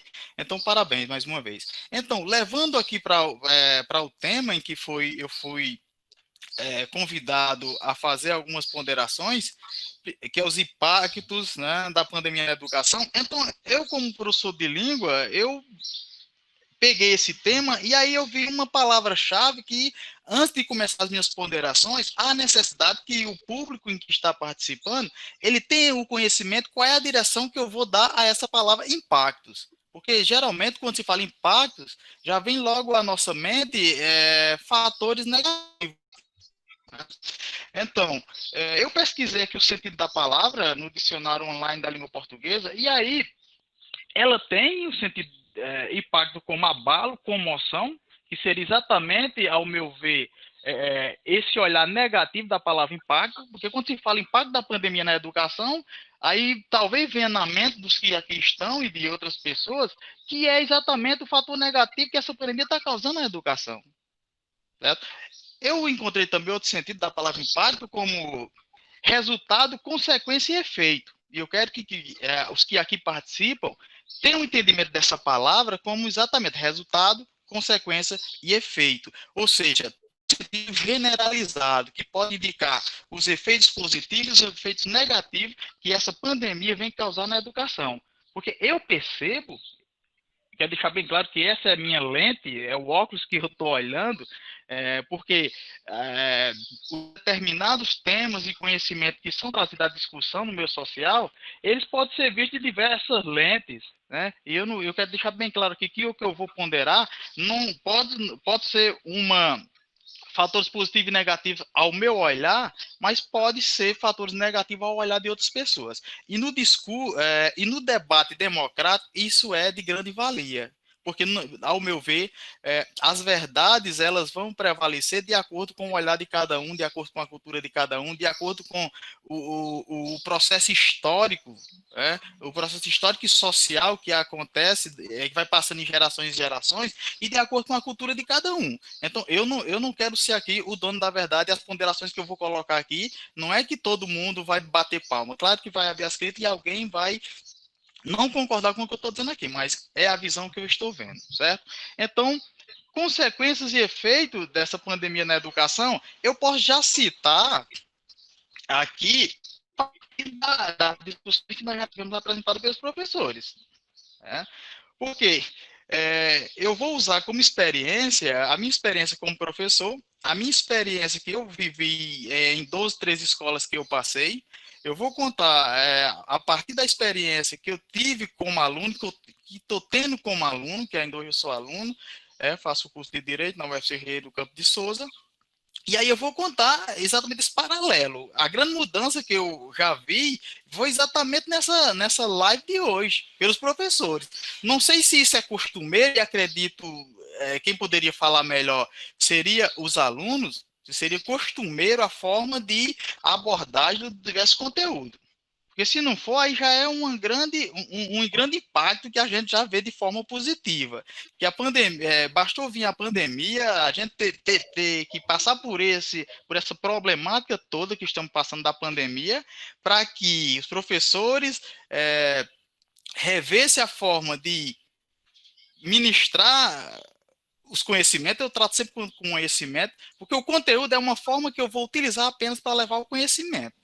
Certo? Então, pegou a pandemia para poder fazer essa apresentação por disciplina. Que eu falei no início da minha fala que isso é que eu considero educação. A formação para a vida prática seria essa.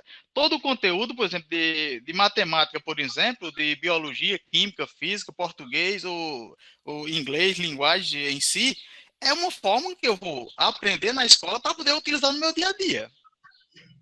Se assim não fosse, a educação não teria nenhum sentido.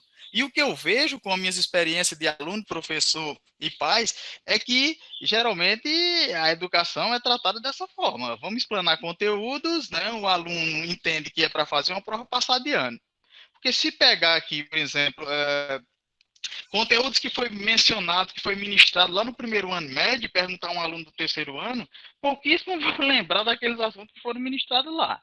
Então, já por aí já mostra, né, esse fator negativo da educação como formação para dia a dia, para a sociedade, como tanto é falada. Né? A formação crítica do aluno consciente. Como é que eu vou formar um cidadão crítico e consciente se eu não consigo formar para a vida? Então, esse foi o primeiro impacto que eu estou notando já a partir da live. A forma diferenciada que nós estamos utilizando para poder discutir conhecimentos. Então, eu aqui selecionei diversos tópicos aqui com relação a aspecto positivo e negativo dessa pandemia. Como aspecto positivo, eu cito exatamente essa nova forma de ensinar, que são por meio das ferramentas. Porque essas ferramentas já existiam há muito tempo aí, e nós nunca nos despertamos, né?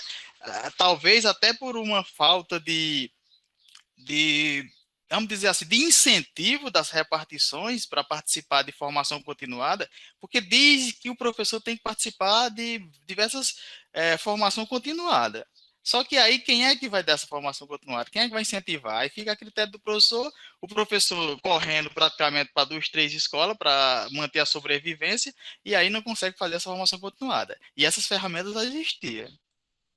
E nós não utilizávamos. Foi obrigado a vir uma pandemia para poder a gente se reinventar, como foi falado aí, não sei se foi por Fabrício ou foi para algum professor, né? A reinvenção. Ou seja, nós estávamos e continuávamos presos ao método tradicional, do livro, pincel, lousa, professor, aluno, dentro da sala de aula. Nós não saímos daquele contexto ali de sala de aula. E hoje, essas ferramentas fez com que a gente vá muito mais longe, além daquele contexto dentro da escola, aqueles metros quadrados que ali existia. Então, isso é um fator positivo que eu vejo. Outro fator positivo que eu vejo, tanto para os professores como para os alunos, é os novos hábitos de comportamento.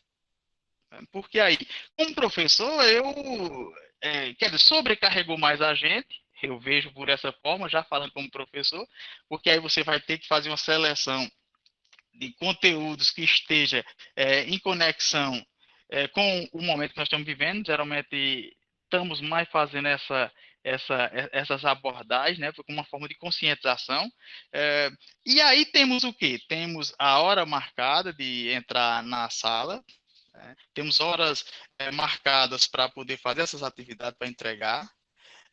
Não dizendo que na presencial não tinha, mas tinha também. Mas aí é o seguinte, esse comportamento tem que foi mudado a partir do momento que nós temos que fazer um planejamento, tanto professor como aluno, para se encaixar dentro da nova pedagogia que nós estamos utilizando para poder ministrar as aulas. O que eu vejo também, um aspecto positivo, é a sensibilidade. Eu acho que a sensibilidade aumentou. Ou seja, no sentido de ouvir mais o aluno, no sentido de ouvir mais os pais do aluno, porque o que se via antigamente era tipo uma imposição, mesmo o regime sendo democrático, mesmo a direção, né, como a LDB prega, tem que ser democrática, mas o que se vê era uma imposição. A escola é quem decide como vai ser, acabou.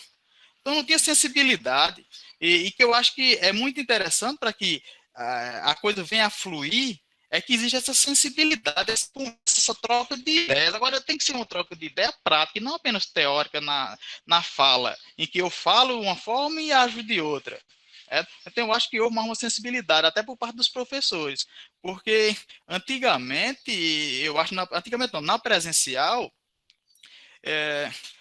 por exemplo, o professor marcaria tantos conteúdos para uma determinada avaliação, e aí, pelo que eu observo, mesmo que fosse questionado por algum aluno, dificilmente se diminuía esse conteúdo. E hoje, não sei se é usando como desculpa as ferramentas tecnológicas, e aí, por hora por outra, o professor se sensibiliza e aí diminui até o total de conteúdo para não sobrecarregar demais o aluno.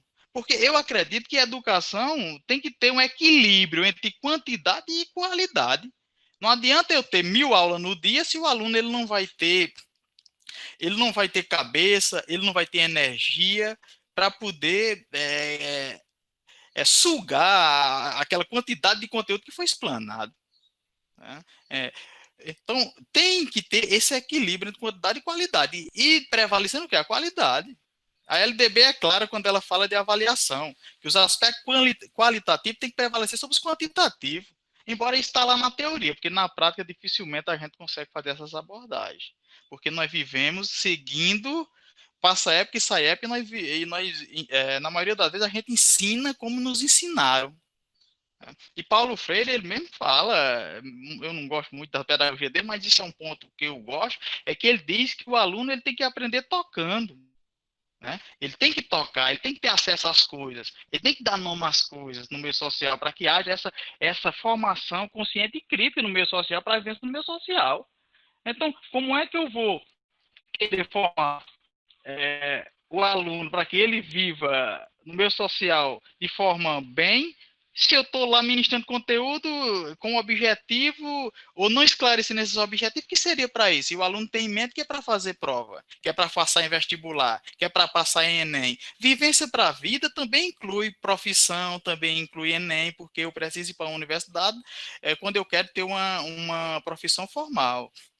Então, também é formação para a vida, ter uma profissão, entrar na universidade. Então, eu acho que aumentou também a sensibilidade por parte tanto de professor como de aluno. Eu não estou fazendo crítica aqui, não quero que eu sou professor, defendo minha classe, sou sindicalista e não viria aqui para poder estar atacando o professor. Eu quero também ficar bem claro isso, para que os colegas me entendam. Estou falando que está existindo a sensibilidade tanto por parte do professor como por parte do aluno. Agora, também deixar bem claro, toda regra tem exceção. Eu não quero que entenda como generalização, certo? Outro fator positivo, eu acho que eu já mencionei, né? E talvez esteja sendo redundante, que é a forma de planejamento, organização, dedicação e responsabilidade, né, dos alunos. Porque até a forma de avaliar, né, tem uma forma nova aí da escola, muito interessante, que aí o aluno ele tem que ter essa responsabilidade de estar ali para poder fazer essa avaliação. Outro fator positivo que eu acho aí, esse impacto aí, é o contato familiar. Eu acho que a conversa em casa, até talvez pelo tempo que aumentou de alguns, né? Porque uns permanecem na mesma rotina, os pais de área de trabalhar, mas aí eu acredito que aumentou essa união, eu não sei se seria a palavra adequada, a palavra união, mas eu acho que seria mais o lado do diálogo familiar mesmo. Eu acredito que está havendo mais um diálogo familiar, mais conversa entre pai e filho. Eu acredito que o pai, nesse momento, quem não acompanhava assim na íntegra, eu acredito que está acompanhando. Eu mesmo sou um que, quando era presencial, eu não tinha, né, o tempo disponível que eu estou tendo hoje para poder fazer esse acompanhamento. Até a tecnologia ajudando, né? Os grupos de WhatsApp, as discussões vão lá, e aí eu estou participando bem, que aí eu não teria como participar se fosse presencial, porque estariam lá na escola, e eu, para sair da minha obrigação para ir até lá, ficaria muito difícil. Até nas reuniões que marcam entre pai e mestre, geralmente a gente vê um número restrito de pais, às vezes porque tem obrigações a fazer, está trabalhando para poder cumprir com suas obrigações. Então, essa pandemia trouxe essa tecnologia para que, embora a Escola João Herman, eu acho que está falhando nisso aí, que ainda não fez uma reunião online com os pais e mestres, né? Que deveria ter feito, porque nas escolas públicas que eu participo já está feito. E é legal, porque aí o cara está de casa e está participando. Marca uma hora da noite que esteja em casa, aí é melhor que dá muita mais gente. Então, muito bom também nesse sentido. E aspecto negativo, né? Para não dizer que eu só estou privilegiando aí as aulas online e acabei com as presenciais. Eu, né, estou deixando uma imagem que as presenciais agora têm que acabar e a tecnologia tem que prevalecer. Não é bem assim, né? Porque aí a presencial, com certeza, é fundamental, não vai acabar nunca e não deve acabar nunca. Agora nós devemos incrementar a partir de agora, sim, essa nova tecnologia ao presencial. Porque o presencial tem ali o contato professor e aluno, a amizade, o respeito, porque tem muitos alunos que lá na aula presencial, muitos, né, não todos, que tem coisas que ele não diria que hoje ele diz através das redes sociais. Ele diz, às vezes ele não pergunta lá, mas nas redes sociais ele pergunta. Então tem esse outro fator aí, né? Mas o fator negativo é a convivência. Temos que conviver em sociedade, temos que conviver de forma mútua, porque a experiência presencial é muito mais satisfatória do que essa experiência que nós passamos, um do lado da tela e outro do outro lado. Não. É interessante a presencial, sim, por essa forma afetiva, essa forma de aconselhar, de forma individual até, de você perceber lá na sala de aula que um aluno em determinado momento ele está passando por dificuldade, o professor ele sente isso aí, às vezes ele vê uma mudança de comportamento por parte do aluno, e aí ele pode intervir diretamente de forma individual. Ele pode chamar em particular o aluno, aconselhar o aluno, né? Como a escola ela disponibiliza de psicólogo, então também é uma forma de você detectar, ter o psicólogo ali para conversar com essa pessoa, chamar o pai. Então, a presencial com certeza nunca vai acabar, e tem esses fatores positivos que é necessário, né? Porque como dizem, que nós professores, né, nós somos pais, nós somos professores, nós somos psicólogos, nós somos médicos. Assim, eu contesto isso aí. Não, minha formação, eu sou professor. Mas, queira ou não, a gente tem um pouco de cada um lá na sala de aula, né? Mesmo, às vezes, o governo, eu falo assim, governo, porque eu trabalho no público, ele queira jogar tudo isso aí para cima da gente, todas essas profissões, para que a gente se empolgue e haja, para que ele não tenha obrigação, né, em botar um psicólogo na escola, um psicopedagogo, ele deixa tudo na mão do professor, mas eu acredito que nós somos, sim, um pouco de cada um desses aí mesmo, porque a depender se o aluno precisar do professor, eu tenho certeza que ele está ali para ajudar, para aconselhar da melhor forma possível. Tem as regras, né? Porque toda regra, tem as exceções, porque toda regra tem exceção, é bom deixar bem claro sempre isso. Um fator negativo aí, que eu vejo muitos pais se lamentar, é exatamente com relação à grade curricular, tem prejuízo na grade curricular. Eu, como professor, acredito que não. Eu acredito que não, porque nas diretrizes do Conselho de Educação da Paraíba, ele deixa bem claro lá que as aulas para completar a carga horária ela pode ser assíncronas e síncronas, ou seja, aulas online na íntegra, como vocês estão fazendo aí, que é as síncronas, e as assíncronas são as atividades que são postas na plataforma Google Classroom. Então, eu acredito que com relação a isso aí não vai ter nenhum tipo de prejuízo, não. Porque enquanto presencial, nós explanávamos o conteúdo, nós fazíamos a discussão do conteúdo, e aí tinha aquele momento de passar a atividade para o aluno, com uma forma de fixar, com uma forma de ele discutir o assunto.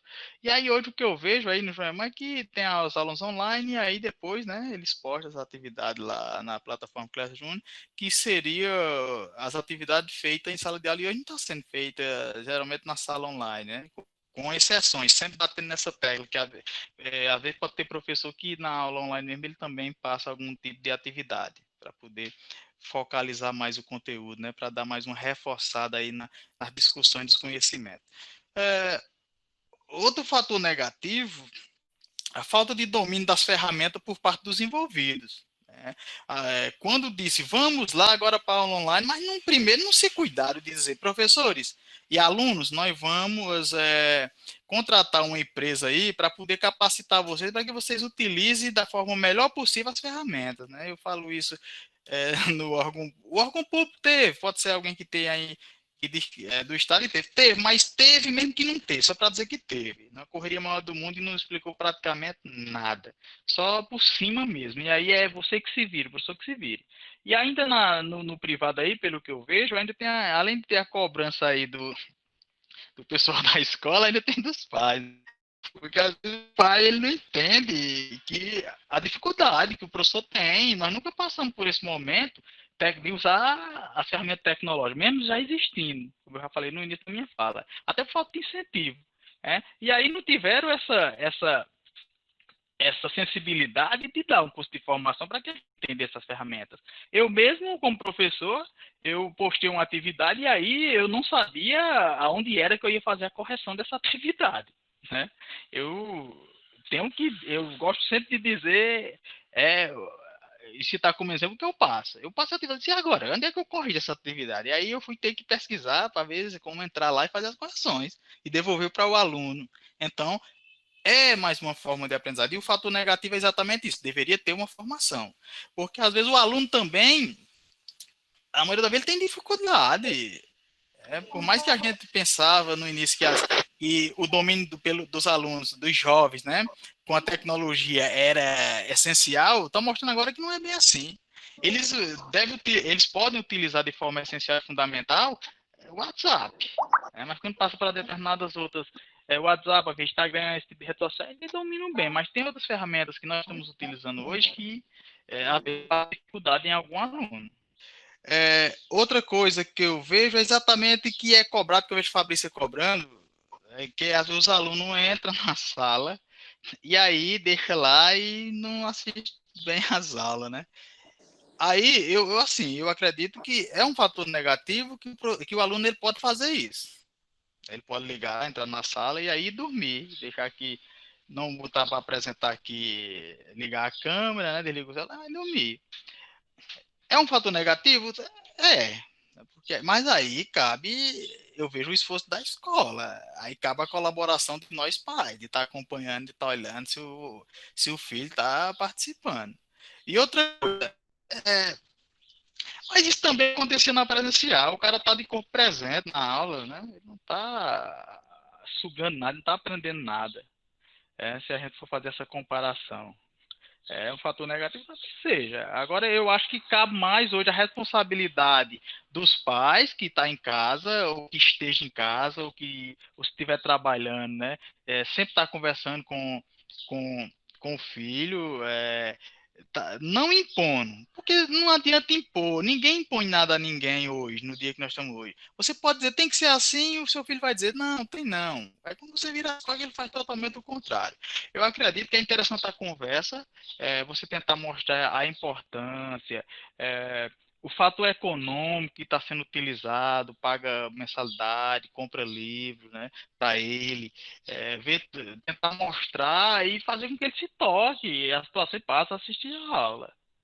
Porque o cara entra na sala, desliga a câmera e vai dormir, e a escola não tem culpa, não. Eu vejo a preocupação de Fabrício aí, ela como coordenação da escola.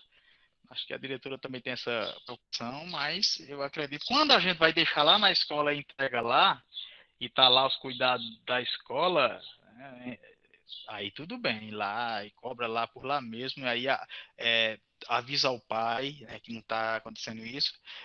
Mas é bacana fazer isso, porque a Fabrício faz isso porque ela está dizendo, olha, não tem nada, nós estamos vendo aí, nós estamos cuidando aí da educação dos filhos de vocês.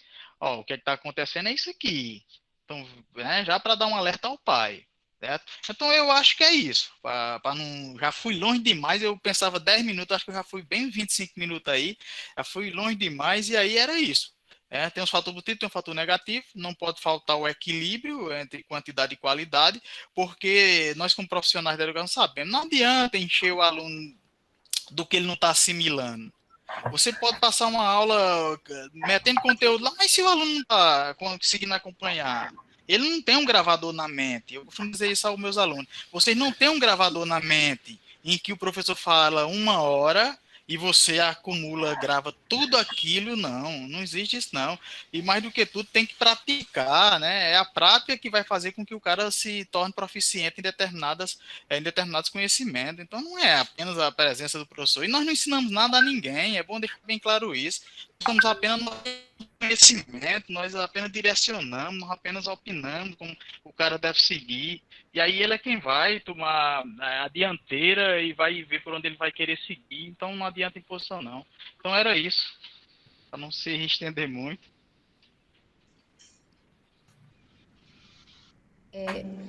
Pronto. Realmente, Luiz, você fez uma colocação aí muito boa, eu pegando aí sua fala. Nós, enquanto escola, precisamos sim estabelecer esse vínculo com a família, né? É através da comunicação entre família e escola que nós podemos pontuar e fazer nosso planejamento em cima de tudo isso. Então, nesse momento, nós estamos se reinventando enquanto escola e família. Tudo que nós estamos escutando, desde o aluno até o pai, a gente vai aprendendo, né? E mudando nossa visão, que antes da pandemia era uma e agora é outra. Nós precisamos ter esse olhar atento, né? Para poder ver o que nós estamos passando para nossos alunos, né? O momento agora é de criar autonomia aos nossos alunos, que eles sejam, né, protagonistas, né? Através dessa tecnologia que nós já sabíamos, mas não utilizamos, sofremos muito enquanto profissional, né? Então, a reunião a gente ia realmente fazer essa semana, mas aí eu parei no dia do planejamento e coloquei essa ideia de trazer, mudar um pouco, sair da rotina e trazer, de fato, né? E esse engajamento dos pais, eu precisava mais que outros também, de outras turmas também, estivessem participando no dia a dia, para que depois a gente coloque nossa reunião de pais e mestres, né? Vamos estar se preparando. Na próxima semana, nós ainda temos outro evento, né? Quarta-feira. Então, assim, tudo é uma soma. Nós estamos num momento de somar tudo, né? De dar essa autonomia a nossos alunos. E graças a Deus foi valioso, eu só tenho que agradecer a você que participou, a nossos alunos, aos pais que também estão assistindo, e principalmente a nossos professores que estão aí, né? Que estão se reinventando a cada dia. Nós que estamos na frente sabemos como está sendo. Não foi um momento fácil, mas que nós fomos capazes, e estamos sendo, né? No dia a dia, de poder estar contribuindo com o nosso aluno.